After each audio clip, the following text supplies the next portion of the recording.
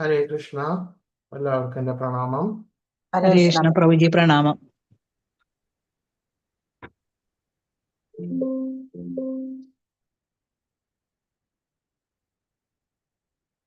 ഇന്നത്തെ ക്ലാസ് നരോത്തം ദാസ് ഠാക്കൂറിനെ കുറിച്ചിട്ടാണ്. ഒന്നുകൂടി വിശദമായിട്ട് നമുക്ക് നോക്കാം.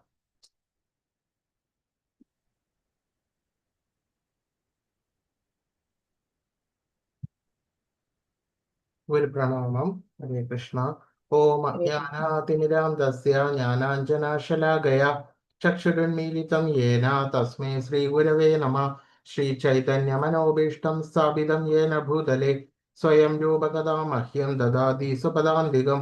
വന്ദേഹം ശ്രീഗുരോ ശ്രീയുതപദകമലം ശ്രീഗുരുൻ വൈഷ്ണവാംശ്ച ശ്രീരൂപം സാഗ്രജാതം സഗണരഘുനാഥാന്വിതം തം സജീവം സാദ്വൈതം സാവധൂതം പരിജനസഹിതം കൃഷ്ണചൈതന്യദേവം ശ്രീരാധാകൃഷ്ണപാദാൻ സഗണലളിതാ ശ്രീവിശാഖാന്വിതാംശ്ച നമ. ഓം വിഷ്ണുപാദായ കൃഷ്ണപ്രേഷ്ഠായ ഭൂതലേ ശ്രീമതേ ഭക്തിവേദാന്ത സ്വാമിനി ഇതി നാമിനെ നമസ്തേ സാരസ്വതേ ദേവേ ഗൗരവാണി പ്രചാരിണേ നിർവിശേഷ ശൂന്യവാദി പാശ്ചാത്യദേശതാരിണേ വാഞ്ചാകൽപതരുഭ്യശ്ച കൃപാ സിന്ധുഭ്യ ഏവ ച പതിതാനാം പാവനേഭ്യോ വൈഷ്ണവേഭ്യോ നമോ നമഃ. ഹേ കൃഷ്ണ കരുണാ സിന്ധോ ദീനബന്ധോ ജഗത്പദേ ഗോപേശ ഗോപിക കാന്ത രാധാകാന്ത നമോസ്തുതേ. തപ്തകാഞ്ചന ഗൗരാംഗീ രാധേ വൃന്ദാവനേശ്വരി വൃഷഭാനുസുതേ ദേവി പ്രണമാമി ഹരിപ്രിയേ. ജയ ശ്രീ കൃഷ്ണ ചൈതന്യ പ്രഭു നിത്യാനന്ദ ശ്രീ അദ്വൈത ഗദാധര ശ്രീവാസാദി ഗൗരഭക്തവൃന്ദ. ഹരേ കൃഷ്ണ കൃഷ്ണ കൃഷ്ണ ഹരേ ഹരേ ഹരേ രാമ രാമ രാമ ഹരേ ഹരേ. ഹരേ കൃഷ്ണ കൃഷ്ണ കൃഷ്ണ ഹരേ ഹരേ ഹരേ രാമ രാമ രാമ ഹരേ ഹരേ. ഹരേ കൃഷ്ണ കൃഷ്ണ കൃഷ്ണ ഹരേ ഹരേ ഹരേ രാമ രാമ രാമ ഹരേ ഹരേ. ഹരേ കൃഷ്ണ. ഹരേ കൃഷ്ണ പ്രഭുജി പ്രണാമം. പ്രണാമം. ഹരേ കൃഷ്ണ പ്രഭുജി. ഹരേ കൃഷ്ണ. ഹരേ കൃഷ്ണ പ്രഭുജി. ഹരേ കൃഷ്ണ. ഹരേ കൃഷ്ണ പ്രഭുജി പ്രണാമം. പ്രണാമം. പ്രണാമം.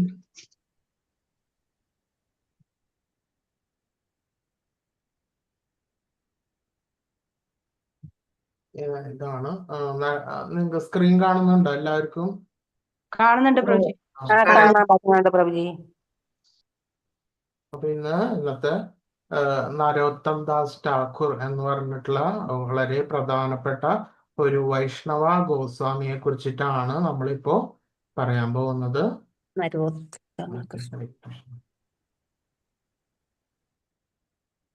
അപ്പൊ അദ്ദേഹം എന്താന്ന് വെച്ച് കഴിഞ്ഞാൽ വളരെയധികം വൈഷ്ണവ ഭജൻസുകളൊക്കെ എഴുതിയിട്ടുണ്ട്, വളരെയധികം. അപ്പൊ ഇപ്പോഴും വൈഷ്ണവന്മാര് ചെല്ലുന്ന ആ ഭജൻസില് തന്നെ ഏറ്റവും പ്രധാനപ്പെട്ട വൈഷ്ണവ ഭജൻസ് ഇപ്പോഴും ഉപയോഗിച്ചു വരുന്നത് നരോത്തം ദാസ് ഠാക്കൂറിന്റെ വൈഷ്ണവ ഗോസ്വാമിയുടെ ഭജൻസുകളാണ് വരുന്നത്. അദ്ദേഹം പറയുന്ന ഗംഗാജലത്തിൽ പലതവണ കുളിച്ചതിന് ശേഷം ഒരാള് ശുദ്ധീകരിക്കപ്പെടുന്നു. എന്നാൽ കാണുന്ന ആ ഒരു ഗോസ്വാമി, ഒരു വൈഷ്ണവ ഭക്തനെ കാണുന്ന സമയത്ത്, കാണുന്ന നിമിഷത്തിൽ പതിതരായിട്ടുള്ള ആത്മാക്കൾ ശുദ്ധീകരിക്കുന്നു. അതാണ് ആ മഹത്തായിട്ടുള്ള ശക്തി. അപ്പോൾ വളരെ ഉന്നതരായിട്ടുള്ള ആ വൈഷ്ണവ ഗോസ്വാമിമാരെ കാണുന്ന മാത്രയിൽ തന്നെ എന്താവും, നമ്മൾ ശുദ്ധീകരിക്കപ്പെടുന്നു എന്നാണ് പറയുന്നത്. അതാണ് ആ നാമത്തിന്റെ, ആ ഭഗവാന്റെ മഹത്തായിട്ടുള്ള ശക്തി എന്ന് പറയുന്നത്. ഭഗവാൻ ഹരിയോട്, അതായത് ഭഗവാൻ കൃഷ്ണനോട് നമ്മൾ അപരാധം ചെയ്യുക, അതായത് നമ്മൾ ക്ഷേത്രത്തിൽ പോവുകയും മറ്റ് രീതിയിൽ എന്തെങ്കിലും രീതിയിലുള്ള ചെയ്യുമ്പോൾ എന്തെങ്കിലും രീതിയിൽ എന്തെങ്കിലും ഒരു അപരാധം, നമ്മൾ ശ്രദ്ധ ഭഗവാനിൽ കേന്ദ്രീകരിക്കാത്ത രീതിയിലോ മറ്റ് ഭൗതികമായിട്ടുള്ള വസ്തുക്കളെ കുറിച്ചിട്ട് വിചാരിക്കുകയോ മറ്റ് തരത്തിലുള്ള പ്രവർത്തനങ്ങൾ ചെയ്യുകയോ ഉന്നതമായിട്ടുള്ള വൃന്ദാവൻ ധാമിലോ മറ്റ് ഭഗവാന്റെ ക്ഷേത്രത്തിലോ പോയിട്ട് ചെയ്യുകയാണെങ്കിൽ അത് എന്തായിരിക്കും? എന്തായിരിക്കും? ഭഗവാനോട് ചെയ്യുന്ന അപരാധമായിരിക്കും. ക്ലിയർ ആവുന്നില്ലേ പറയുന്നത്? കേൾക്കുന്നില്ലേ? കേൾക്കുന്നുണ്ട് പ്രഭുജി, ആ. കേൾക്കുന്നുണ്ട്. അപ്പോ അത് ഭഗവാനോട് ചെയ്യുന്ന അതൊരു അപരാധമായിരിക്കും. എങ്കിൽ പോലും നമ്മൾക്ക് ഭഗവാന്റെ നാമം ജപിച്ചിട്ട് പശ്ചാത്തപിക്കാൻ വേണ്ടിയിട്ട് സാധിക്കും. അതിൽ നിന്നും ഭഗവാൻ അതിൽ നിന്നെല്ലാം നമ്മളെ മോചിപ്പിക്കുന്നു. എങ്കിൽ പോലും ഒരു വൈഷ്ണവ ഗോസ്വാമിയെ കുറിച്ചിട്ട് നമ്മൾ അനാവശ്യമായിട്ടുള്ള എന്തെങ്കിലും അവരെ നിന്ദിക്കുകയോ മറ്റ് അപമാനിക്കുകയോ എന്തെങ്കിലും ചെയ്യാന്നുണ്ടെങ്കിൽ അത് ഒരിക്കലും പൊറുക്കാത്ത ഒരു അപരാധമായിട്ട് മാറുകയാണ് ചെയ്യുന്നത്. അതിന്റെ മോചനത്തിന് യാതൊരു മാർഗവും ഇല്ല. ഭഗവാൻ ഗോവിന്ദന്റെ എന്തുകൊണ്ടാണ് ഭഗവാൻ ഗോവിന്ദൻ ഹരിയുടെ വിശ്രമ സ്ഥാനമാണ് അവരുടെ ഹൃദയം. അവരുടെ ഗോസ്വാമിമാരുടെ ചിത്തത്തിൽ എപ്പോഴും ഭഗവാൻ വിളങ്ങുന്നു. അതുകൊണ്ട് എല്ലാ ഗോസ്വാമിമാരുടെ എല്ലാം ചിത്തത്തിൽ ഭഗവാനുണ്ട്. അതുകൊണ്ട് അവരോട് ചെയ്യുന്ന അപമാനങ്ങളോ മറ്റ് നിന്ദ്യമായിട്ടുള്ള രീതിയിലുള്ള പെരുമാറ്റങ്ങളോ ഒന്നും തന്നെ നമ്മളെ ഭക്തിയിൽ നിന്ന് താഴ്ത്താനേ ഉപകരിക്കുള്ളൂ. ഒരിക്കലും അങ്ങനെയുള്ള ആളുകൾ ഭക്തിയിൽ ഒരിക്കലും മുന്നേറി വരുന്നില്ല. നേരെ റിവേഴ്സ് ആണെങ്കിലോ അവരുടെ കരുണ കൊണ്ട് മാത്രം പതിതരായിട്ടുള്ള ആത്മാക്കൾ ഭക്തിയിൽ മുന്നേറുന്നതായിട്ട് നമുക്ക് കാണാൻ വേണ്ടിയിട്ട് സാധിക്കും.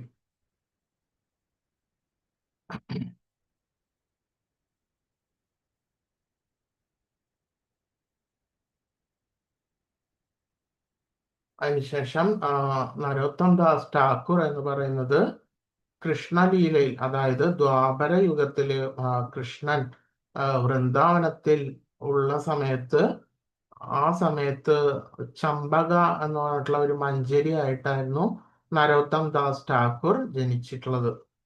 അപ്പോ മഞ്ചരി എന്ന് പറഞ്ഞാൽ ആരാണ് അഷ്ടസഖികളുടെ അവർക്ക് വേണ്ടിയിട്ടുള്ള സേവനങ്ങൾ ചെയ്തു കൊടുത്ത ഒരു 7-8 പ്രായമുള്ള ചെറിയ പെൺകുട്ടികളെയാണ് മഞ്ചരിമാർ എന്ന് വിളിക്കുന്നത്. അപ്പോ ചെറിയ ഒരു കുട്ടിയായിരുന്ന ചമ്പക മഞ്ചരി ആയിട്ടായിരുന്നു നരോത്തം ദാസ് ഠാക്കൂർ മുമ്പത്തെ ജന്മം എന്നാണ് പറയുന്നത്. അപ്പോൾ ഇതാരാണ് പറഞ്ഞത്? ഭഗവാൻ കൃഷ്ണൻ കലിയുഗത്തിലെ ചൈതന്യ മഹാപ്രഭുവായിട്ട് അവതരിച്ചപ്പോൾ അദ്ദേഹം നരോത്തം ദാസ് ഇതേമാതിരി അന്നത്തെ ദ്വാപര യുഗത്തിലെ കൃഷ്ണന്റെ സേവ ചെയ്തിട്ടുള്ള അഷ്ടസഖികളുടെയും സേവ ചെയ്തിട്ടുള്ള നരോത്തം ദാസ് ഠാക്കൂർ ഭഗവാൻ രണ്ടാമതും ഈ കലിയുഗത്തില് അവതരിച്ചപ്പോൾ അദ്ദേഹത്തിന്റെ സേവനത്തിന് വേണ്ടിയിട്ട് രണ്ടാമതും അദ്ദേഹം നരോത്തം ദാസ് ഠാക്കൂറായിട്ട് അദ്ദേഹം ഈ ലോകത്ത് ജനിച്ചു.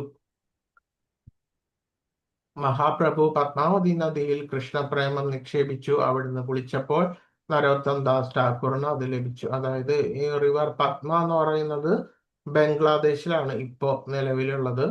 അപ്പോൾ അതിൽ ഈ നരോത്തം ദാസ് ഠാക്കൂർ സ്നാനം ചെയ്തിട്ടുണ്ടായിരുന്നു. അപ്പോ സ്നാനം ചെയ്തപ്പോൾ കൃഷ്ണപ്രേമം എല്ലാം അദ്ദേഹത്തിന് ലഭിച്ചു എന്നാണ് പറയുന്നത്. കുറേയും കൂടി എന്താന്ന് പറഞ്ഞാല് അതിനു മുമ്പ് മഹാപ്രഭു പത്മാവതി നദിയില് സ്നാനം ചെയ്തിട്ടുള്ളതാണ്. അപ്പോൾ അദ്ദേഹം സ്നാനം ചെയ്യുമ്പോൾ ഭഗവത് പ്രേമം അതിൽ നിക്ഷേപിച്ചു എന്നാണ് പറയുന്നത്. അത് അർഹതയുള്ള അത്രയും മഹത്വമായിട്ടുള്ള ഗോസ്വാമി ആയിട്ടുള്ള നരോത്തം ദാസ് ഠാക്കൂറിന് അത് ലഭിക്കുകയാണ് ചെയ്തത് എന്ന് പറയുന്നു.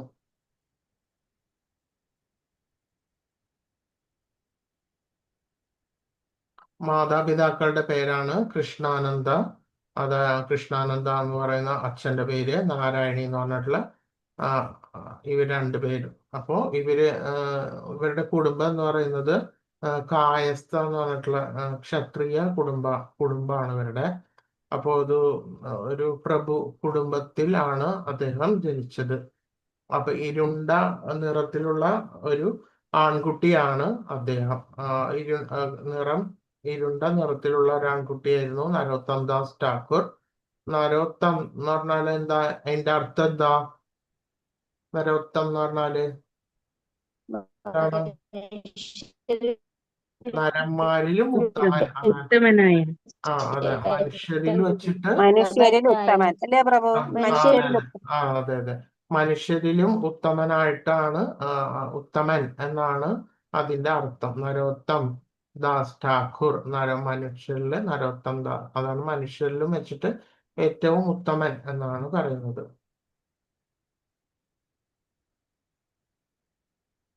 കൃഷ്ണദാസ് കവിരാജ് ഗോസ്വാമിയിൽ നിന്ന് അദ്ദേഹം മഹാപ്രഭുവിനെ കുറിച്ച് കേട്ടു. മഹാപ്രഭുവിനെ കാണണമെന്ന് തോന്നി. അപ്പോൾ അദ്ദേഹം തന്റെ ബാല്യകാലത്തില് കഴിഞ്ഞ കൃഷ്ണദാസ് കവിരാജ് എന്ന് പറഞ്ഞിട്ടുള്ള ആ വൈഷ്ണവ ഗോസ്വാമിയിൽ നിന്നാണ് മഹാപ്രഭുവിനെ കുറിച്ചിട്ട് അദ്ദേഹം അറിഞ്ഞത്. അതിനുശേഷം മഹാപ്രഭുവിനെ കാണണമെന്ന് അദ്ദേഹത്തിന് തോന്നി. നിത്യാനന്ദ പ്രഭുവിനെ അദ്ദേഹം സ്വപ്നത്തിൽ ദർശിക്കുകയും പത്മാവതി നദിയിലേക്ക് പോകാൻ നിർദ്ദേശം ലഭിക്കുകയും ചെയ്തു.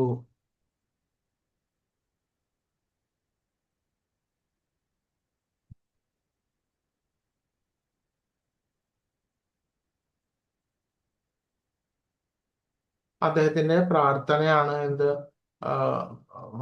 ഗോസ്വാമി എന്ന് പറഞ്ഞാല് വൈഷ്ണവന്മാരിലെ ഏറ്റവും ഉന്നതരായിട്ടുള്ള ആ ഗോസ്വാമി ആയിട്ടുള്ള ചൈതന്യ മഹാപ്രഭു എന്നോട് കരുണ കാണിക്കണമേ, പതിതരായിട്ടുള്ള ആത്മാക്കളെ ശുദ്ധീകരിക്കാൻ ഭഗവാൻ അല്ലാതെ മറ്റാർക്കും കഴിയുകയില്ല. എല്ലാ പാപങ്ങളും അകറ്റുന്ന കാരുണ്യമുള്ള വ്യക്തിത്വത്തെ എവിടെ ആണ് പിന്നെ വേറെ കണ്ടെത്താനാവുക? പ്രിയപ്പെട്ട ഭഗവാൻ ചൈതന്യ, ദയവായി എന്നോട് കരുണ കാണിക്കണമേ. കാരണം ഈ 3 ലോകങ്ങളിലും അങ്ങയുടെ കർത്തൃത്വത്തെക്കാൾ കരുണയുള്ളവൻ ആരാണ്? അതായത് നമ്മളെല്ലാവരും ആരാണ്? ഇപ്പോഴത്തെ നിലവിൽ ആരാണ് നമ്മളെല്ലാവരും? ബദ്ധാത്മാക്കളും പതിതരാണ്. അപ്പോൾ ഇങ്ങനെയുള്ള ബദ്ധാത്മാക്കളും നമ്മളെല്ലാവരും ബദ്ധാത്മാക്കളും പതിതരായിട്ടുള്ള ഈ ഭൗതിക ലോകത്തിൽ നിലനിൽക്കുന്നവരാണ്. നമ്മൾക്ക് എപ്പോഴൊക്കെ നമുക്ക് ഭക്തിയിൽ ഉയർച്ച കിട്ടണമെങ്കിൽ എന്താണ് ഒരു മാർഗമുള്ളത്? ഏറ്റവും ഷോർട്ട് കട്ട് ആയിട്ടുള്ള ഒരു മാർഗം എന്താണുള്ളത്? ഹരേ കൃഷ്ണ മഹാമന്ത്രം. ഹരേ കൃഷ്ണ മഹാമന്ത്രം ചെല്ലുക. അത് ശരി.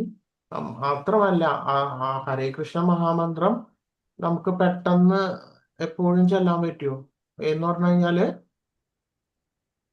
ശരിയായിട്ടുള്ള ഗുരുക്കന്മാരുടെയും ഗോസ്വാമിമാരുടെയും അനുഗ്രഹം ഉണ്ടെങ്കിൽ മാത്രമേ, വളരെയധികം അനുഗ്രഹം ഉണ്ടെങ്കിൽ മാത്രമേ നമുക്ക് ആ നാമം ചെല്ലുവാൻ വേണ്ടിയിട്ടുള്ള ആ ഭക്തിയിൽ ഉയരാൻ വേണ്ടിയിട്ടുള്ള ആ രുചി നമുക്ക് കിട്ടുകയുള്ളൂ. മനസ്സിലായോ പറയുന്നത്? മനസ്സിലായി. അതെ. അപ്പോ അവരുമായിട്ടുള്ള അസോസിയേഷൻ, അവരുമായിട്ടുള്ള ആ യോഗം അത് ചെയ്യുമ്പോൾ മാത്രമാണ് നമുക്ക് ഭഗവാനിലേക്ക് എത്താൻ ഉള്ള ആ ഭക്തിയിലേക്ക് ഉള്ള ഉയർച്ച നമുക്ക് ലഭിക്കുകയുള്ളൂ. അപ്പൊ അതാണ് ശരിയായിട്ടുള്ള എന്താ സത്സംഗത്തിന്റെ ഉദ്ദേശം എന്ന് പറയുന്നത്. അപ്പൊ നമ്മള് പറയൂ, എന്താണ്? ഹരേ കൃഷ്ണ. അപ്പോൾ ശരിയായിട്ടുള്ള സത്സംഗത്തിന്റെ ഉദ്ദേശം എന്ന് പറയുന്നത് അതാണ്. എന്താ, നമ്മൾ ഒരു ശരിയായിട്ടുള്ള ഒരു സത്സംഗം നമുക്ക് ലഭിച്ചില്ല എന്നുണ്ടെങ്കിൽ എന്ത് സംഭവിക്കും? നമ്മുടെ ഭക്തിന്ന് താഴേക്ക് പോകും. ഭക്തിന്ന് താഴേക്ക് നമ്മൾ പോകും. അപ്പോ എന്താ, യാതൊരു തരത്തിലുള്ള മറ്റ് വൈഷ്ണവ ശാസ്ത്രങ്ങൾ പഠിക്കുകയോ മറ്റുള്ളവരിൽ നിന്നുള്ള വൈഷ്ണവ തത്വങ്ങളുടെ അറിവുകൾ കിട്ടുകയില്ലാതെ കുറെ നാള് ഒരു യാതൊരു തരത്തിലുള്ള കോണ്ടാക്റ്റ് ഒന്നും ഇല്ലെങ്കിൽ തന്നെ നമ്മള് എന്താവും? ഭക്തിയില് താഴേക്ക് ഡൗൺ ആയിട്ട് ഇങ്ങനെ പോയിക്കൊണ്ടിരിക്കും. അപ്പൊ അതിനു വേണ്ടിയിട്ടാണ് ഈ സത്സംഗം, മറ്റ് ശാസ്ത്രങ്ങൾ പഠിക്കുകയും മറ്റുള്ള ഗോസ്വാമിമാരുടെ ചരിതങ്ങൾ കേൾക്കുകയും ഭാഗവതം അതുമാതിരി ഭഗവത്ഗീത ശാസ്ത്രങ്ങൾ ശ്രവിക്കുകയും ചെയ്യുന്നത് എന്തിനു വേണ്ടിയിട്ടാണ്?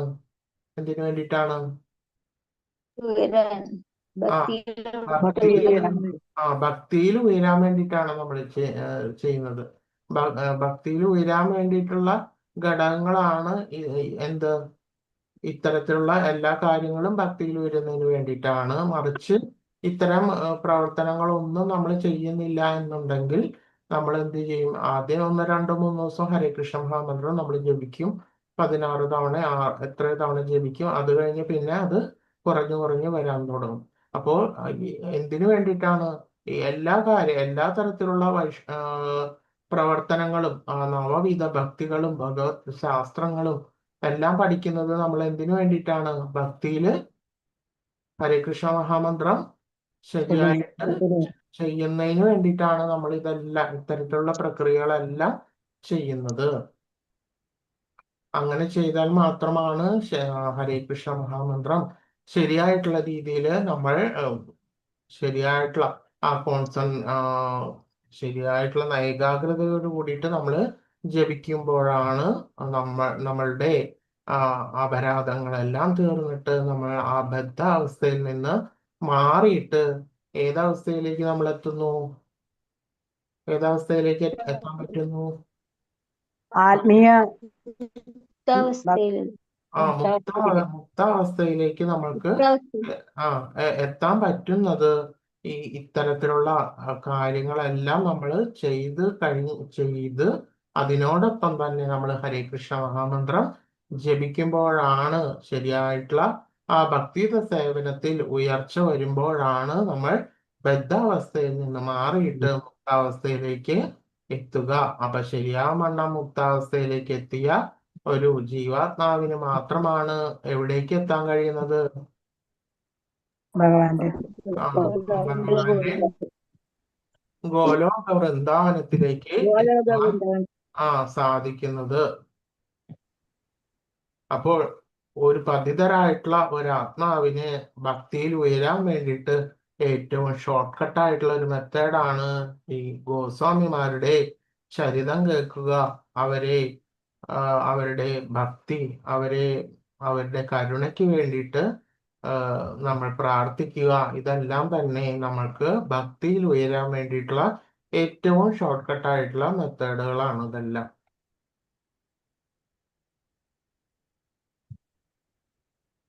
അപ്പോൾ അദ്ദേഹം രൂപ ഗോസ്വാമി, സനാതന ഗോസ്വാമി ഇവരെല്ലാം അവര് മീറ്റ് ചെയ്തു. ആരാണ് രൂപ ഗോസ്വാമി, സനാതന ഗോസ്വാമി? ഇവർ രണ്ടുപേരും ചൈതന്യ മഹാപ്രഭുവിന്റെ ആരായിരുന്നു? ശിഷ്യന്മാരായിരുന്നു. അതെ. അപ്പൊ ഇവരെ രണ്ടുപേരും മീറ്റ് ചെയ്തിട്ട് വൈഷ്ണവ തത്വങ്ങളെല്ലാം തമ്മിൽ ഡിസ്കസ് ചെയ്യുകയും അതിൽ പ്രവർത്തിക്കുകയും എല്ലാം ചെയ്തുകൊണ്ടേയിരുന്നു. അതിനുശേഷം ജീവഗോസ്വാമിയെ കണ്ടുമുട്ടി എന്നാ പറയുന്നത്. അപ്പോൾ ഇവര് തമ്മിലുള്ള മീറ്റ്സ് ഉണ്ടായിരുന്നു.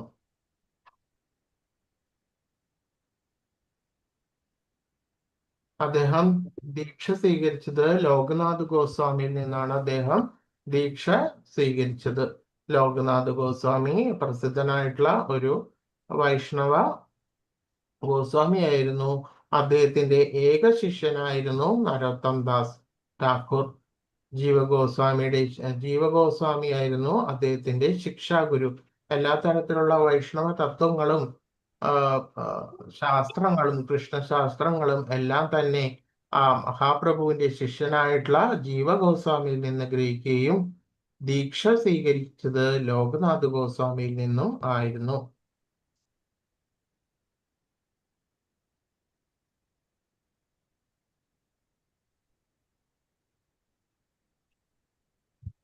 അപ്പോൾ ജീവഗോസ്വാമിക്ക് ഈ നരോത്തം ദാസ് ഠാക്കൂറിനൊപ്പം തന്നെ നരോത്തം ദാസിന്റെ ഒപ്പം തന്നെ സഹപാഠികളായിരുന്നു ശ്രീനിവാസ്, ദുഃഖി കൃഷ്ണദാസ് മുതലായവർ വിദ്യാർത്ഥികളായിരുന്നു.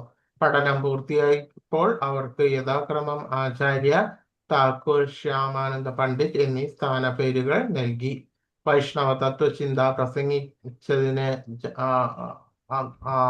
ജാവദ് എന്ന് പറഞ്ഞുള്ള സ്ഥലത്തേക്ക് സന്ദേശം ലഭിച്ചതിനെ തുടർന്ന് ജീവഗോസ്വാമി അവരെ ബംഗാളിലേക്ക് അയച്ചു. അപ്പോൾ വൈഷ്ണവ തത്വചിന്ത സാമാന്യ ജനങ്ങളിൽ ഇടയിൽ പ്രചരിപ്പിക്കുന്നതിന് വേണ്ടിയിട്ട് അദ്ദേഹം ബംഗാളിലെ ജാവദ് എന്ന് പറഞ്ഞിട്ടുള്ള ആ സ്ഥലത്തിലേക്ക് ജീവഗോസ്വാമി അയക്കുകയാണ് ചെയ്തത്. ആ പോകുന്ന സമയത്ത് പണ്ട് പ്രസ് അതുമാതിരി കയ്യെഴുത്ത് പ്രതികളായിരുന്നു അധികം ഉണ്ടായിരുന്നത്. അപ്പൊ അത് പോകുന്ന സമയത്ത് അതെല്ലാം മോഷ്ടിക്കപ്പെട്ടു എന്നാണ് പറയുന്നത്.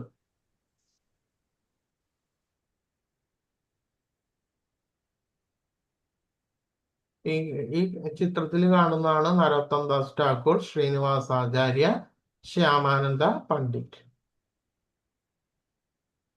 ചൈതന്യ മഹാപ്രഭുവിന്റെ തിരോധാനത്തിന് 50 വർഷങ്ങൾക്ക് ശേഷം നരോത്തം ദാസ് വാർഷിക ഉത്സവങ്ങൾ സംഘടിപ്പിച്ചു. ഇത് ഗൗഡീയ തത്വചിന്തയെ ഏകീകരിക്കുവാൻ സഹായിച്ചു. എങ്ങനെയാണ് ഉത്സവങ്ങൾ, എങ്ങനെയാണ് ഈ തത്വചിന്തകളെ ഏകീകരിക്കാൻ സഹായിക്കുന്നത്? ഏത് രീതിയിലാണ് ഉത്സവങ്ങൾ സംഘടിപ്പിക്കുമ്പോൾ നമ്മൾ ഈ ഭാരതത്തിലെ നാനാ ദേശങ്ങളിൽ നിന്നുള്ള വൈഷ്ണവന്മാർ എവിടേക്ക് എത്തും? ഈ വാർഷിക ഉത്സവങ്ങളിലേക്ക് എത്തും. അങ്ങനെ എത്തുന്ന സമയത്ത് അവിടെ ഉന്നതരായിട്ടുള്ള വൈഷ്ണവ ഗോസ്വാമിമാരെ ദർശിക്കുവാനും അവരുടെ സർവീസിൽ ഏർപ്പെടാനും പിന്നെ എന്താ ഭഗവത് പ്രസാദം കിട്ടുവാനും പിന്നെന്തൊക്കെ ലഭിക്കും അവിടെ നിന്ന്?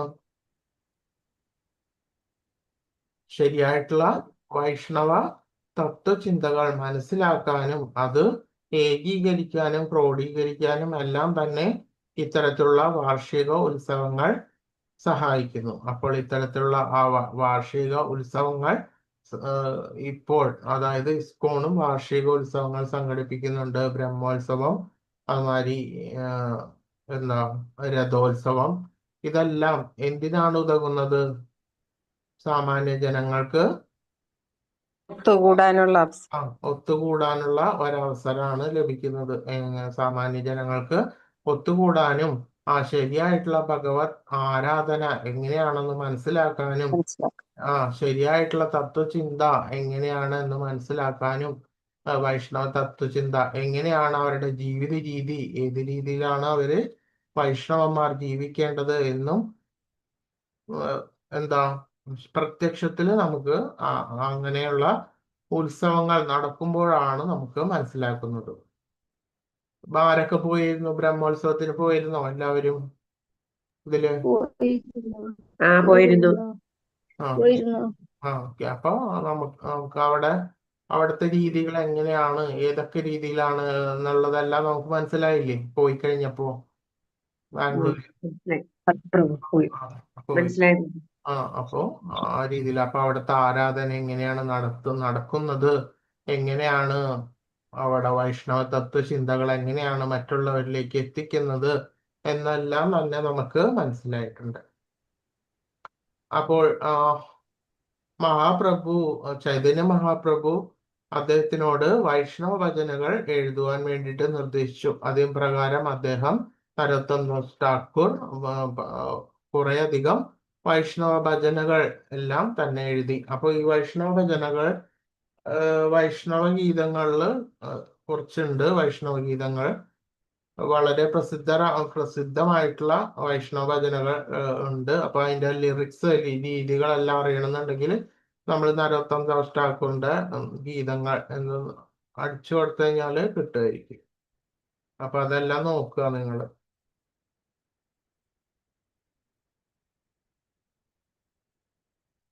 അതിനുശേഷം ഗോപാൽപുര എന്ന് പറഞ്ഞിട്ടുള്ള ഗ്രാമത്തില് വിപ്രദാസ് എന്ന് പറഞ്ഞിട്ടുള്ള ഒരു ബ്രാഹ്മണൻ ഉണ്ടായിരുന്നു. അപ്പോൾ അദ്ദേഹത്തിന്റെ ധാന്യശേഖരത്തിന്റെ അടുത്ത് എപ്പോഴും എന്തായിരുന്നു, ഒരു നാഗം എപ്പോഴും പാമ്പ് എപ്പോഴും ഉണ്ടായിരുന്നു. അത് കാരണം അവരൊന്നും ആ ഭാഗത്തേക്ക് പോവാറേ ഉണ്ടായിരുന്നില്ല. അപ്പൊ ഒരിക്കൽ അദ്ദേഹം അവിടെ സന്ദർശിച്ചപ്പോൾ ആ ഒരു ധാന്യശേഖരത്തിന്റെ സമീപത്ത് പോവുകയും പോകുന്ന സമയത്ത് ഈ പാമ്പുകളൊക്കെ അവിടെ നിന്ന് ഒഴിഞ്ഞു മാറുകയും ചെയ്തു. അപ്പൊ ആ സമയത്ത് അവിടെ പരിശോധിച്ചപ്പോൾ ഭഗവാൻ ഗൗരവന്റെ വിഷ്ണുപ്രിയ എന്ന് പറഞ്ഞിട്ടുള്ള ആ ദേവത, അതായത് ഗൗരനും വിഷ്ണുപ്രിയ ഈ ഇവരുടെ വിഗ്രഹങ്ങൾ അവിടെ നിന്ന് ലഭിച്ചു.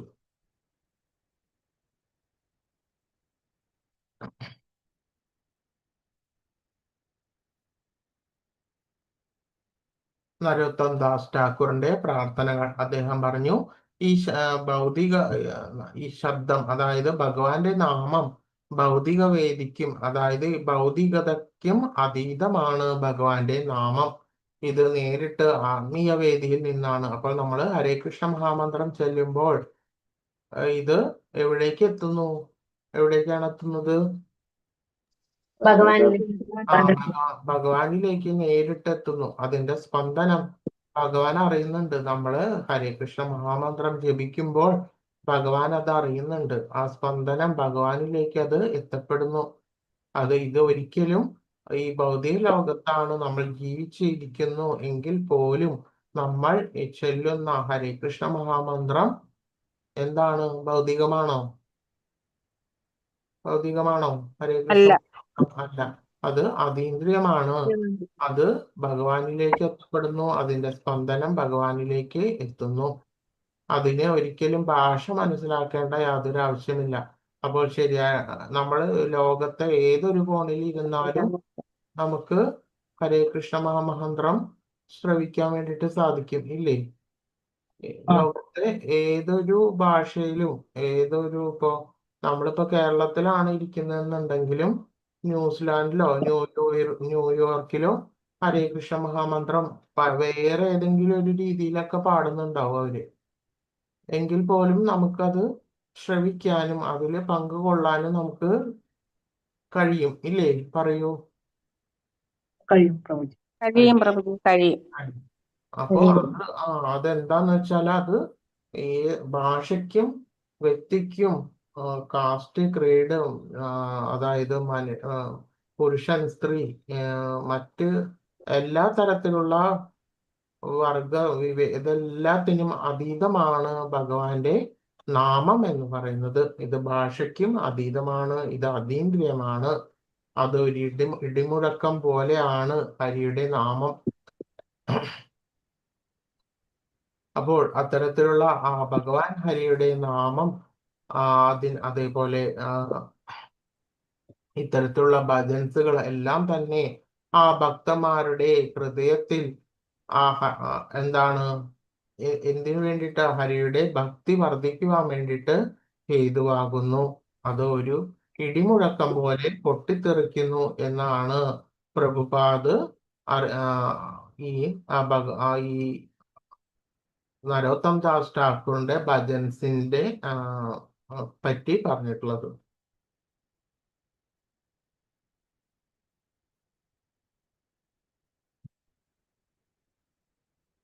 അദ്ദേഹം വളരെയധികം ആ സമയത്ത് നിലവിലുള്ള അദ്ദേഹം ജീവിച്ചിരുന്ന സമയത്ത് വളരെ മഹത്തായിട്ടുള്ള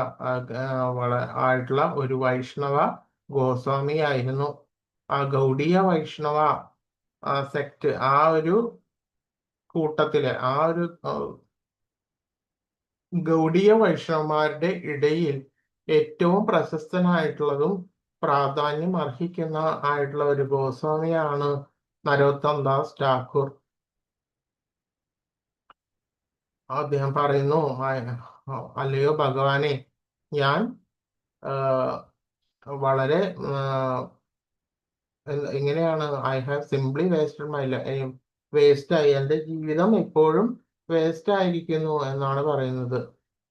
എന്താണ് ഈ ഭൗതികതയിലുള്ള ആളുകൾ കുറിച്ചിട്ടാണ് പറയുന്നത്. ഈ ഭൗതിക ലോകത്തുള്ള ആളുകൾ ഭഗവാൻ ഹരിയുടെ നാമം ജപിക്കുകയും ജപിക്കുന്നില്ലയോ, മറ്റ് സേവനങ്ങളിൽ ഏർപ്പെടുക ചെയ്യുന്നില്ലെങ്കിൽ എന്താണ് ഉണ്ടാവുക?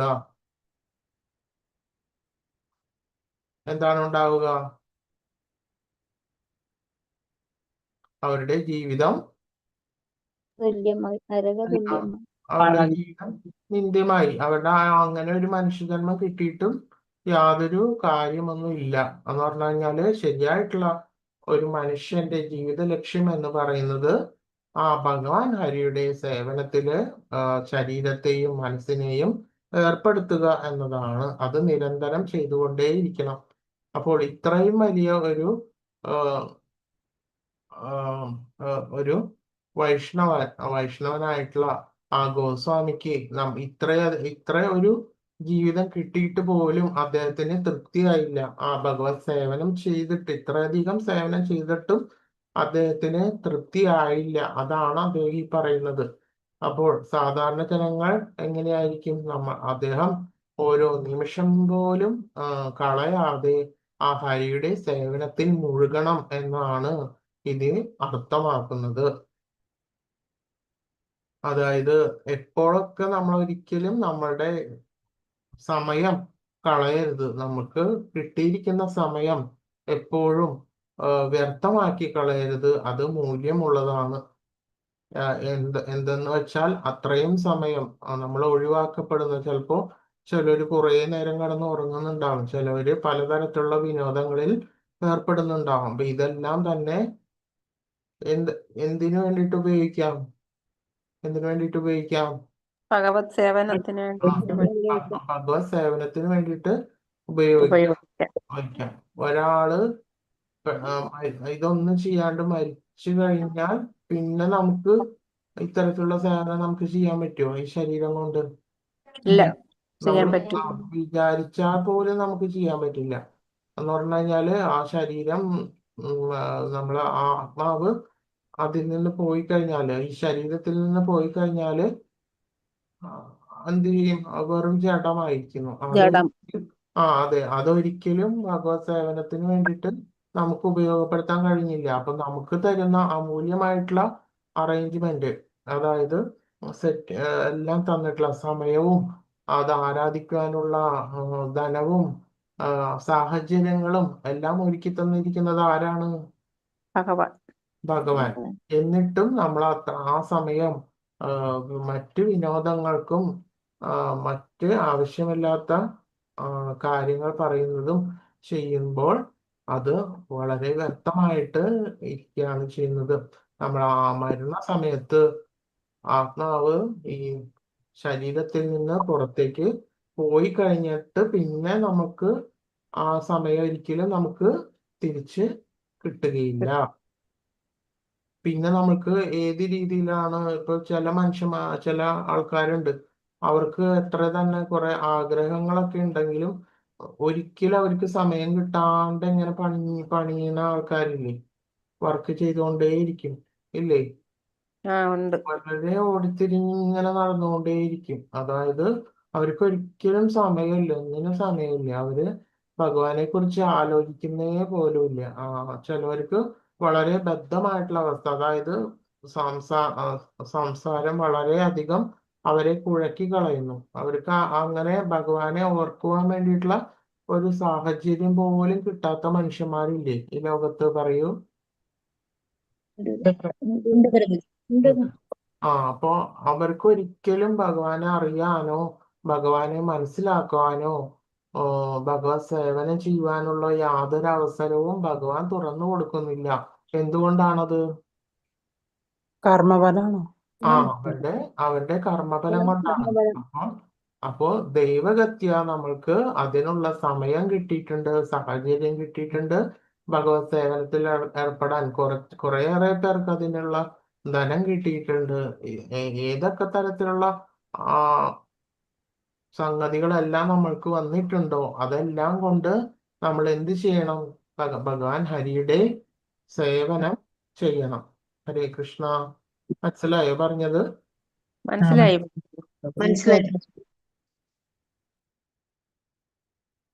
അപ്പോൾ നമ്മളുടെ ഈ ശരീരം കിട്ടിയിട്ടുള്ളത്, സ്പെഷ്യലായിട്ട് നമുക്ക് കിട്ടിയിട്ടുള്ളത് ആ വൈഷ്ണവ തത്വചിന്തകൾ എങ്ങനെയാണെന്ന് മനസ്സിലാക്കാനും ആ ഭഗവത്ഗീത ഭാഗവത ശാസ്ത്രങ്ങളെല്ലാം മനസ്സിലാക്കാനും അതിനനുസരിച്ച് ജീവിക്കുവാനും വേണ്ടിയിട്ടുള്ളതാണ്. അപ്പോൾ ഈ ലോകം എന്ന് പറയുന്നത് എന്താണ്? ദുഃഖാലയമാണ്, അല്ലേ?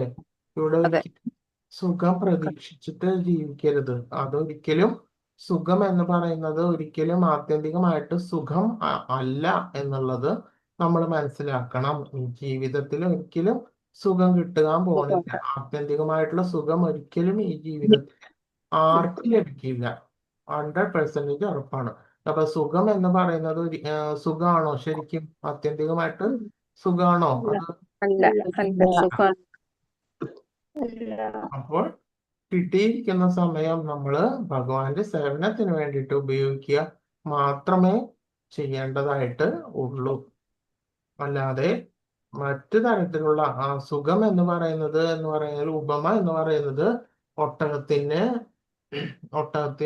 ഒട്ടകങ്ങള് ഈ മരുഭൂമിയില് ഈ വളരെ കൂർത്ത മുള്ളുള്ള ഒരു മുള്ളു തരം കഴിക്കും.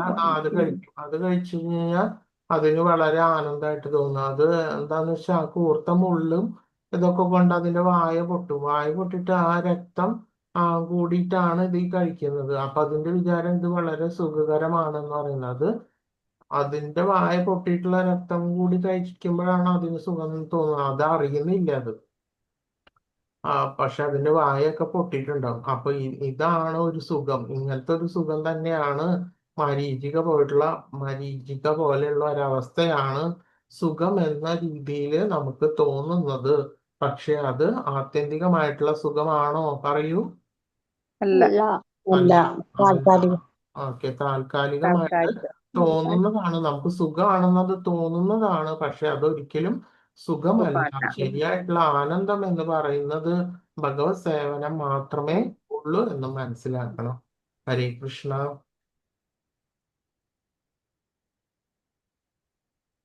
അപ്പൊ ഇത് പറയുന്നത് ഇതെല്ലാം ശ്രീമദ് ഭാഗവതത്തില് ഒന്നാമത്തെ സ്കന്ധത്തില് 13-ാമത്തെ ഒന്നാമത്തെ സ്കന്ധത്തില് 13-ാമത്തെ അധ്യായത്തില് 26-ാമത്തെ ശ്ലോകത്തില് പർപ്പോട്ടാണ് ഞാനിപ്പോ ഈ വിശദീകരണമാണ് ഞാനിപ്പോ തന്നിട്ടുള്ളത്. 1-ല് 13-ല് 26 പ്രഭുജി. അതെ അതെ അതെ. അപ്പൊ അതാണ് ഇപ്പൊ ഇത്രയും ഞാൻ പറഞ്ഞത്. ഈ ഒരു ശ്ലോകം 26 അല്ലേ പ്രഭുജി? ശ്ലോകം 26. 26. അപ്പൊ അത് ഒന്ന് ഭാഗവതം ഉള്ളവര് ഒന്നും കൂടി നോക്കിക്കോളൂ. അതിന്റെ അന്തരാർത്ഥം പർപ്പോട്ട് അതിന്റെ ഭാഷ്യം ഉള്ളത് പ്രഭുപാദ് നല്ല രീതിയിൽ പറഞ്ഞു തന്നിട്ടുണ്ട്. അപ്പൊ അത് ഭാഗവതം ഉള്ളവര് കുറച്ചും കൂടി ഒന്ന് നോക്കിക്കോളൂ. അപ്പൊ അത് മനസ്സിലാവും. ശരി.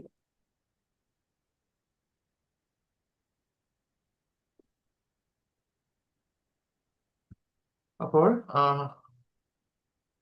ഹരി ഹരി വിഫലേ ജന്മന ഗോയിനോ മനുഷ്യജന്മ പ്രിയ രാധേ കൃഷ്ണ ബാജിയെ ജനിയ സുനിയ വിഷ്ണു. കഴിഞ്ഞത് ബംഗാളിയിലാണ് പറയുന്നത്. ഓ ഭഗവാൻ ഹരി, എന്റെ ജീവിതം വെറുതെ ചെലവഴിച്ചു. മനുഷ്യജന്മം നേടി രാധയും കൃഷ്ണനെയും ആരാധിക്കാതെ ഞാൻ അറിഞ്ഞുകൊണ്ട് വിഷം കുടിച്ചു. അപ്പൊ അദ്ദേഹത്തിന്റെ കൃതിയിലുള്ള ഒരു വരിയാണത്. അപ്പോൾ പറയുകയാണ് ഭഗവാൻ ഹരിയെ മനസ്സിലാക്കാതെയും ഭക്തി ചെയ്യാതെയും ചെയ്യുന്ന ആളുടെ ജീവിതം എപ്പോഴും വിഫലമാണ് എന്നാണ് പറയുന്നത്. അത് ഒരു എപ്പോഴും വിഷം കുടിച്ചുകൊണ്ടിരിക്കുന്ന ഒരവസ്ഥയ്ക്ക് തുല്യമാണ്. അതായത് വിഷം എന്ന് പറയുന്നത് ഭൗതികമായിട്ടുള്ള ആ വിഷം എപ്പോഴും കുടിച്ചുകൊണ്ടിരിക്കുന്ന പാനം ചെയ്യുന്നതിന് തുല്യമാണ് എന്നാണ് പറയുന്നത്.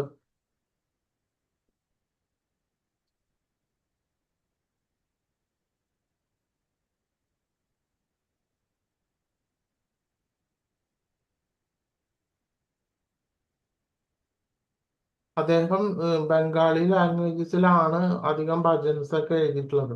അതായത്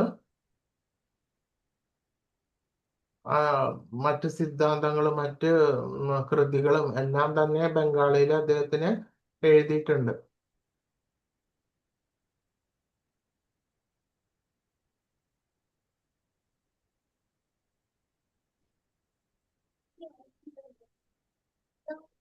അപ്പോൾ ശരിയായിട്ടുള്ള ആ പ്രേമഭക്തി വരുമ്പോൾ മാത്രമേ ഭഗവാനെ ശരിയാവണ്ണം മനസ്സിലാക്കുവാൻ വേണ്ടിയിട്ട് സാധിക്കുള്ളൂ എന്നാണ് അദ്ദേഹം പറയുന്നത്. അതായത് പ്രേമാഞ്ജനം എഴുതിയിട്ടുള്ള, അതായത് ഭഗവാൻ ഹരിയെ എങ്ങനെ നമുക്ക് മനസ്സിലാക്കാൻ പറ്റും? നമുക്ക് മനസ്സിലാവില്ല ശരിയാവണ്ണം. എന്തുകൊണ്ടാണ് മനസ്സിലാക്കാൻ സാധിക്കാത്തത്? നമ്മൾ ഭൗതികതയിലാണ് നമ്മൾ ഉള്ളത്. അപ്പോൾ ശരിയാവണ്ണം നമ്മൾക്ക് ഭഗവാനെ മനസ്സിലാക്കാൻ സാധിക്കുന്നില്ല. നമ്മൾ ഭഗവാനെ പിന്നെ എങ്ങനെയാണ് നമ്മളിപ്പോ ഇപ്പോൾ നമ്മൾ മനസ്സിലാക്കുന്നത്? ആ, നാമജപം നാമജപമുണ്ട്, ശരി. ആ ഗുരുവിൽ നിന്നുള്ള ആ അറിവ് ഗുരുവിൽ നിന്നുള്ള അറിവ്. ഗുരുവിൽ നിന്നുള്ള അറിവ്, പിന്നെ ശാസ്ത്രങ്ങളിൽ നിന്നുള്ള അറിവ്, ഇത് അറിവ്. വെച്ചിട്ടാണ് നമ്മളിപ്പോ ഭഗവാനെ അറിയാൻ വേണ്ടിയിട്ട് ശ്രമിക്കുന്നത്. ശരിയാവണ്ണം ഭാഗവതം, ഭഗവത്ഗീത അതിൽ കൂടെയൊക്കെ. അതെ അതെ അതെ, അതിൽ കൂടെയാണ് നമ്മളിപ്പോൾ അറിയുന്നത്. പക്ഷേ ശരിയായിട്ടുള്ള ഭഗവാനെ അറിയൽ എന്ന് പറയുന്നത് എന്താണ്? ഭക്തി, ഭക്തിയുടെ അത്യധികം ഭക്തി ഉന്നത അവസ്ഥയിൽ ഭക്തിയുടെ സേവ. എത്തുമ്പോൾ, അതായത് പ്രേമഭക്തിയൊക്കെ എത്തുമ്പോഴാണ്, അതായത് ഗോപികമാർക്ക് ഭഗവാനോടുള്ള ആ പ്രേമഭക്തി, ഇതൊക്കെ നമ്മള് ശാസ്ത്രങ്ങളിലെല്ലാം കണ്ടിട്ടുള്ളതാണ്. അപ്പോൾ ഇത്തരത്തില് അവർക്ക്, അത്തരത്തിലുള്ള ആ ഗോപികമാർക്ക് അനുഭവവേദ്യമായിരുന്നു എന്ത്? ഭഗവാൻ കൃഷ്ണനെ. അപ്പോ അതുകൊണ്ട് തന്നെ ശരിയായിട്ടുള്ള ആ പ്രേമം കൊണ്ട് മാത്രമേ, സ്നേഹം കൊണ്ട് മാത്രമേ ആരെ അറിയാൻ സാധിക്കുള്ളൂ? ഭഗവാനെ അറിയാൻ സാധിക്കുള്ളൂ. അതല്ലാതെ മറ്റ് ശാസ്ത്ര ഗ്രന്ഥങ്ങൾ വളരെയധികം പഠിച്ചിട്ടുള്ള ഒരു പണ്ഡിതന് ഒരിക്കലും എന്തിനും പറ്റില്ല, ഭഗവാനെ അറിയാൻ സാധിക്കണമെന്നില്ല. മനസ്സിലാക്കുന്നത് സാധിക്കില്ല എന്ന് പറഞ്ഞാല്, പ്രേമഭക്തി ഉള്ള ഒരുവനെ, അത് എത്രയധികം താഴ്ന്ന തലത്തിലുള്ള ഒരു പാമരനാണെങ്കിൽ പോലും അദ്ദേഹത്തിന് ശരിയാവണ്ണം ഭഗവാനിലുള്ള ആ പ്രേമഭക്തി ഉണ്ടെങ്കിൽ ഭഗവാനെ അവർക്ക് ലഭിക്കും.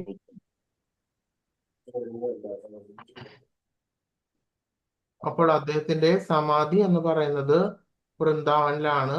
അപ്പോൾ നിങ്ങൾക്ക് വൃന്ദാവനത്തിലൊക്കെ പോവുകയാണെങ്കിൽ കാണാൻ വേണ്ടിയിട്ട് സാധിക്കും.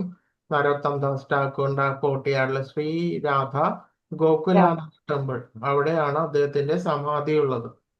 ശ്രീ രാധ ഗോകുലാനന്ദ ടെമ്പിൾ. അപ്പൊ നിങ്ങൾ നോട്ട് ചെയ്തോളൂ. അപ്പൊ എപ്പോഴെങ്കിലും പോവുകയാണെങ്കിൽ നിങ്ങൾക്ക് അദ്ദേഹത്തിന്റെ ആ കോട്ടയാടില്, ആ ക്ഷേത്രത്തിന്റെ തൊട്ടടുത്ത് മാറിയിട്ട് അദ്ദേഹത്തിന്റെ സമാധി ദർശിക്കാൻ വേണ്ടിയിട്ട് കാണും. അപ്പോൾ വൃന്ദാവനത്തില് ഇതേമാതിരി വളരെ അധികം രാധാകുണ്ടിന്റെ അടുത്തുള്ള ക്ഷേത്രങ്ങളിലും മറ്റ് 5000-ത്തിലും പുറത്ത് ക്ഷേത്രങ്ങളുണ്ട്. അടുത്തടുത്ത് നിറയെ ക്ഷേത്രങ്ങളാണ് അവിടെ മുഴുവനും. അപ്പോൾ ഇവിടെ എല്ലാം കുറെയൊക്കെ ക്ഷേത്രങ്ങളുടെ അടുത്ത് ഇത്തരത്തിലുള്ള ഉന്നതരായിട്ടുള്ള ആ ഗോസ്വാമിമാരുടെ എല്ലാം തന്നെ സമാധി നിങ്ങൾക്ക് ദർശിക്കാൻ വേണ്ടിയിട്ട് സാധിക്കും. അതിന്റെ തൊട്ടടുത്തൊക്കെ ആയിട്ട് കാണാൻ വേണ്ടിയിട്ട് സാധിക്കും. ഇങ്ങനെയുള്ള സമാധി മന്ദിരങ്ങൾ കാണാൻ വേണ്ടിയിട്ട് സാധിക്കും. അപ്പൊ അവിടെ എഴുതി വെച്ചിട്ടുണ്ടാവും. അപ്പോൾ നിങ്ങൾ അങ്ങനെ പോകുമ്പോൾ അവിടെയും വന്നിട്ട് ഒന്ന് ദർശിക്കാൻ വേണ്ടിയിട്ട് നിങ്ങൾ ശ്രമിക്കുക. കണ്ടിട്ടുണ്ട് എന്താണ്? പോയിട്ടുണ്ട്, കണ്ടിട്ടുണ്ടായിരുന്നു. അതെ അതെ, ഓക്കെ ഓക്കെ. അവിടെ പോകുമ്പോ നിങ്ങൾക്ക് കാണാൻ പറ്റും പല ഗോസ്വാമിമാരുടെ. അമാരി രാധാകുണ്ടിന്റെ അടുത്തുണ്ട് കുറെ ഗോസ്വാമിമാരുടെ സമാധി മന്ദിരമൊക്കെ.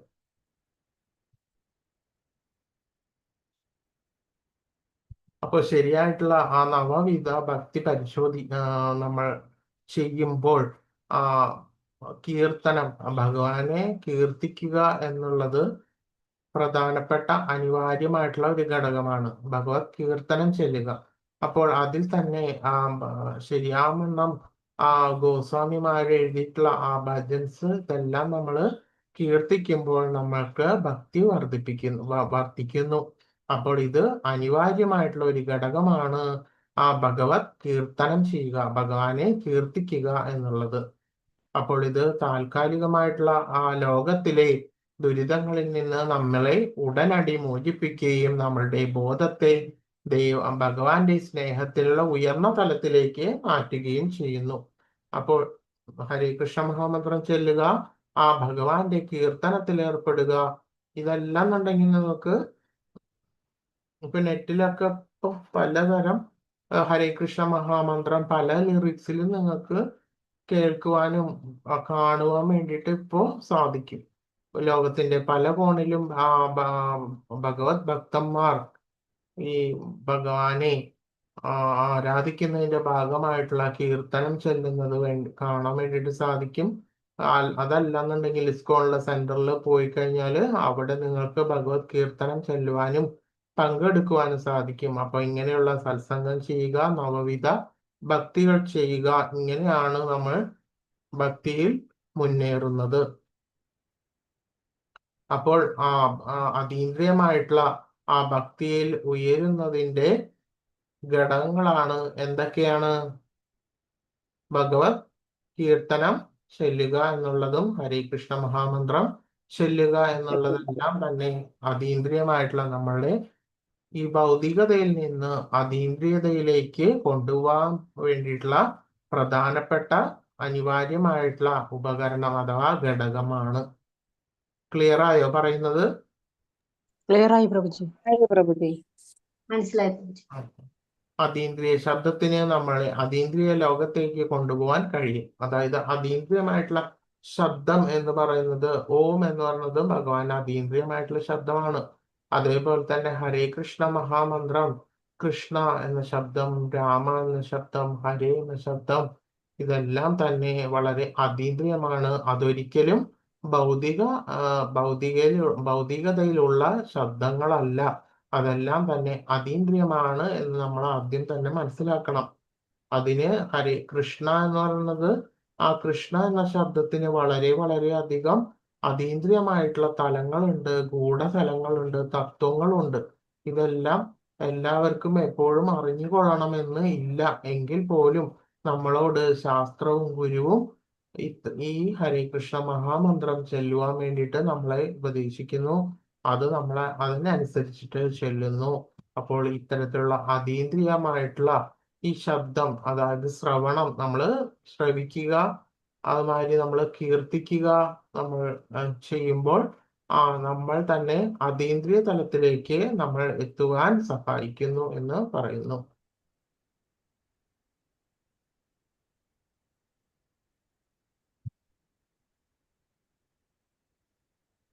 അപ്പോൾ ദുരിതങ്ങളെല്ലാം നമുക്ക് വരും, ആ സമയത്തും വരും ദുരിതം. നമ്മൾ ഭക്തി ചെയ്താലും എന്തു വരും? ദുരിതങ്ങളും കഷ്ടപ്പാടും ദുരിതങ്ങളെല്ലാം കഷ്ടപ്പാടുകളും വരും. അത് പറഞ്ഞാൽ അത് നമ്മളുടെ കാർമിക് എഫക്റ്റ് ആണ്, നമ്മൾ മുമ്പ് ചെയ്തിട്ടുള്ള കർമ്മങ്ങളുടെ എഫക്റ്റ് ആണ്. കർമ്മഫലം. പക്ഷേ നമ്മളെ അടിപ്പെടില്ല. നമ്മൾ ഭഗവാന്റെ ഭക്തി ചെയ്യുകയാണെന്നുണ്ടെങ്കിൽ നമ്മൾക്ക് അതിനെ ഓവർകം ചെയ്യാൻ വേണ്ടിയിട്ടുള്ള ആ ശക്തി എവിടെ നിന്ന് കിട്ടും? നമുക്ക് ഭഗവാനിൽ നിന്ന് കിട്ടും. ഭഗവാനിൽ നിന്ന് കിട്ടും. അപ്പോ നമ്മള് മഹാഭാരതത്തില് ആ കുന്തി ദേവി എന്തൊക്കെ തരത്തിലുള്ള വിഷമസന്ധികളിൽ കൂടെ എല്ലാം കടന്നുപോയി. എങ്കിൽ പോലും ഭഗവാനെ മാത്രം ശരിയാവണ്ണം ഭജിച്ചിട്ട് കുന്തിദേവി പറയാണ്, എത്ര കഷ്ടപ്പാട് തന്നോളൂ, ഒരു കുഴപ്പമില്ല, ഭഗവാന്റെ നാമം ചെല്ലുവാനുള്ള അത്ര ആണി ഉണ്ടായാ മതി. അപ്പൊ ആ ഭഗവത് ഭക്തി ചെയ്യുകയാണെന്നുണ്ടെങ്കിൽ ഏതൊരു കഷ്ടപ്പാടും എന്തല്ലാതെയാവും? കഷ്ടപ്പാട് അല്ലാതെയാകും എന്ന് പറഞ്ഞിട്ടുള്ള ആ ഒരു മൈൻഡ് തലത്തിലേക്ക് നമ്മൾ എത്തിച്ചേരുകയാണ് ചെയ്യുന്നത്. ക്ലിയർ ആയോ പറയുന്നത്? ക്ലിയർ ആയി.